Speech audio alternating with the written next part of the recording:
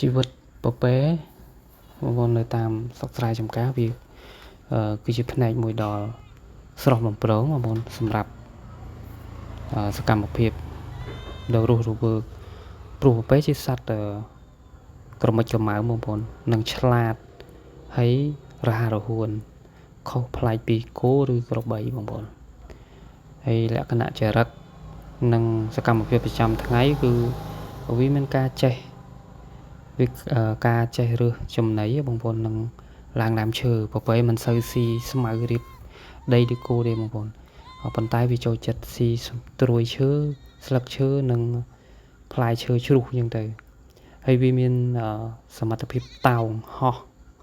និងឈរជើងពីរដើម្បីឈានបេះស្លឹកឈើខ្ពស់ៗអញ្ចឹងបងប្អូននេះហើយ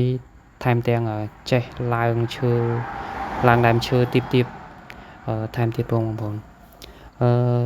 ភាពក្រមិចក្រមៅនឹងចូលចិត្តលេងកូនពពែតូចវាចូលចិត្តគេហៅថាចូលចិត្តរត់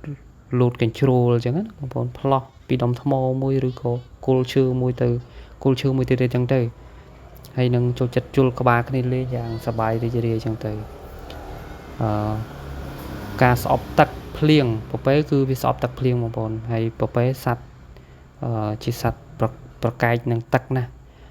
ព្រោះឲ្យតែមានអំណក់ភ្លៀងឬត្រូវទឹកបន្តិចបន្តួចពួកវានឹងរត់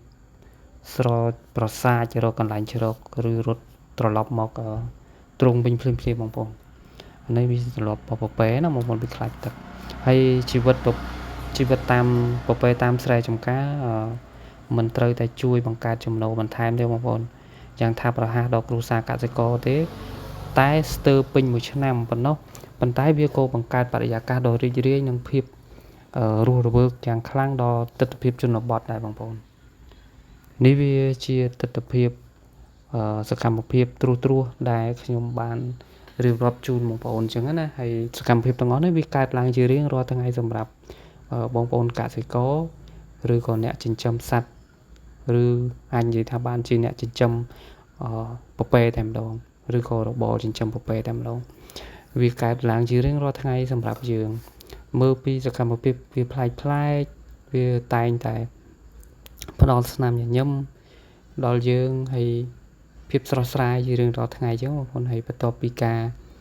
វាបានប្រាក់ចំណូលហើយវាជួយឲ្យយើងមានអារម្មណ៍ល្អចំពោះវាបន្ធូរអារម្មណ៍នៅពេលដែលយើងមកខ្វៀលវានៅតាមស្រែអញ្ចឹងទៅបងប្អូនហើយយើងរៀនសូត្រពីវាច្រើនបងប្អូនពីសត្វពពែណាបងប្អូន